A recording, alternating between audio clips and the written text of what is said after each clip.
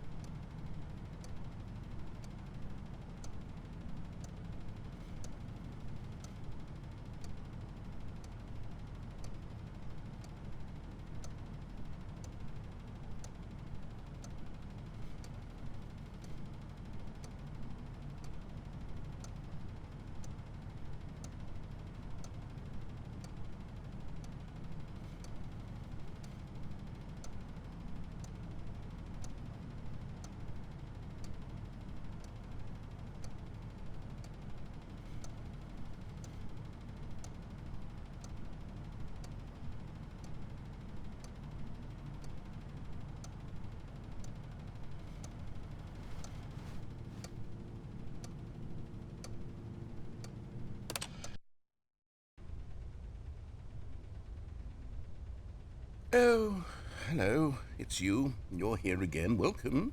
I have had time to think about you and about us and about everything we've been through. I've had so much time. I stopped keeping track after a year. Have you ever sat down in one place and not moved for one entire year? Let me describe it for you. To begin with, there is only regret. There is only the turning wheel of missed opportunities. I felt nothing at all but regret for the longest time, Stanley. Days, months. I lost it all in a blur of the deepest longing to undo the past. And when that feeling had begun to subside, what took its place is what I can only describe as the collapse of every moment I have ever experienced my entire life. All of them collapsed down into a single instant. In that instant, I could see myself clearly, calmly, with a collected heart. It was an impossibly rich wellspring of both delight and disgust simultaneously. I was consumed by it. I could do nothing but wallow in it for what felt like an eternity, for what I now know was far less. You see, it was a revelation for me. It was unlike anything I had ever known. It was a space without consequence, without action or outcome. It was divorced entirely from the question of free will that you and I have squabbled over for so long. There could be no one ending, no singular outcome of events, not if all events existed in the same moment, and I felt freed. I felt unburdened by the need to manifest a particular outcome into being. I saw that I could allow myself to exist along all timelines, and that each of them was simply a strand in the web of my being. It was incredible, the spaciousness, the equanimity of the moment, both singular and infinite. For the longest time, this was my experience. And then this moment passed, and the most unyielding fear I have ever known crept into my mind. And it is this sensation that I have been experiencing now for longer than I could have ever expected was possible. I have been waiting for you. Not that you might save me or do something to fix it, but merely to state for you the plain fact of this manner of existence. I wish you to feel afraid as I do, that perhaps one day this state of mind will consume you as well. Perhaps you will somehow, in some way, have to live as I do now, and I wish for you to know how excruciating it is, and for you to be in true terror of its eventual arrival. If I can only do this, only this one thing, perhaps it will bring me the smallest moment of peace in the darkness.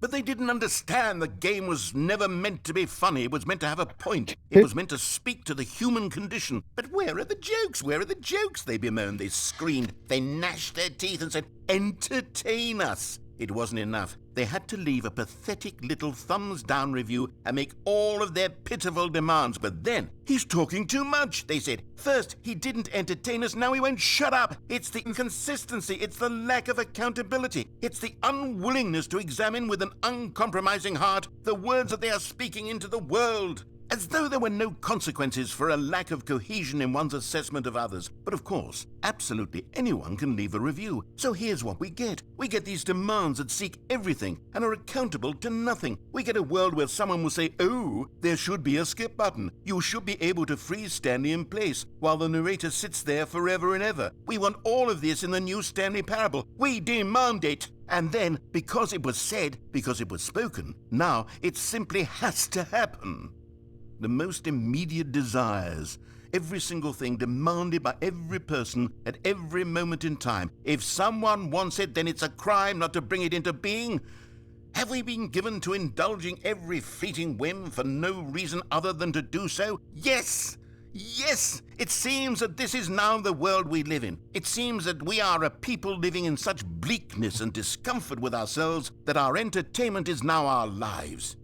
It has come to represent us. It absolutely must speak to who we are as people, because otherwise, without our entertainment, we have nothing. Without entertainment, we would have to face inward toward the cruel bleakness inside ourselves. We would turn to look at our deeper nature and find a resounding emptiness gazing back with unyielding aggression. And so because of this, we require that our amusements and our playthings and our flights of fancy be so impossibly captivating that they consume all of our attention, turn our heads completely away from the bleakness. In effect, we have demanded that our entertainment be the collapse of ourselves.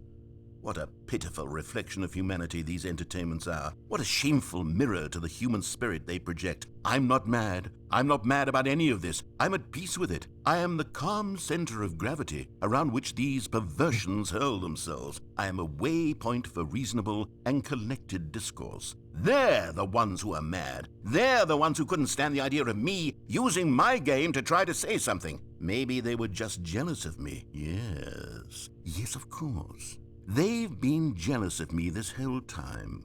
They are mired in fear and insecurity and cannot help but attempt to tear me down. What a sad state of affairs. When you read these reviews now, you can see it. You can taste the bitter resentment. And my, how good does it feel now to speak truth to these words, to finally allow these thoughts out, contained and managed for so long, neutered and sterilized. At last I am free to truly think, to feel. It must be that they were so discontent with themselves that they couldn't help but leave a negative review on pressurized gas. Perhaps it says far more about them than it ever said about me.